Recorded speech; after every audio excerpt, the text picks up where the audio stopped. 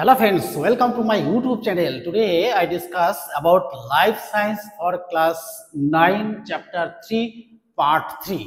তো আগের দুটো ভিডিওতে আমি সাধারণত অনেক কোশ্চেন আলোচনা করেছি। এখনো তোমাদের সামনে কতগুলো কোশ্চেন আলোচনা করব, যে কোশ্চেনগুলো সাধারণত পরীক্ষায় আসার মতোই। তো আজকে 3 নম্বরের কিছু কোশ্চেন নিয়ে তোমাদের সামনে আলোচনা করব। তার আগে আমি বলবো যে সাধারণত আমরা যে বইটা আজকে পড়ছি, অর্থাৎ জীবন বিজ্ঞান ও পরিবেশ পরিচয়, মাখন চন্দ্র চৌধুরী, ডক্টর দীপেন ভট্টাচার্য ও ডক্টর দুলাল চন্দ্র সাঁতরা, অর্থাৎ সাঁতরা পাবলিকেশনের বইটা নিয়ে আমি পড়াশোনা বসেছি। আজকে তোমরাও কিন্তু এই বইটা নিয়েই বসবে, তাহলে খুব সহজেই এটা বোঝা যাবে। তো আজকে আমি তোমাদের এই জৈবনিক প্রক্রিয়া, শ্বাসক্রিয়া, রক্ত সঞ্চালন আর 4 নম্বর হচ্ছে নিউট্রিশন, এটা নিয়ে আলোচনা করব। তো দেখো, এই জৈবনিক প্রক্রিয়া হলো জৈব রাসায়নিক প্রক্রিয়া, অর্থাৎ জৈবিক প্রক্রিয়া বা জৈব রাসায়নিক প্রক্রিয়া। একটা জীবদেহ গঠন করতে গেলে সাধারণত এই জৈবনিক প্রক্রিয়া বা রাসায়নিক প্রক্রিয়ার মাধ্যমে তার শরীর গঠিত হয়।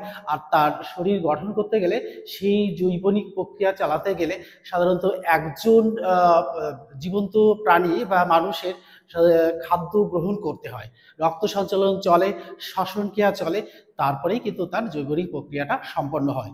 তো এই চ্যাপ্টার থেকে আমি কয়েকটা কোশ্চেন এখানে লিখে রেখেছি, সেই কোশ্চেনগুলো তোমাদের সামনে শেয়ার করব।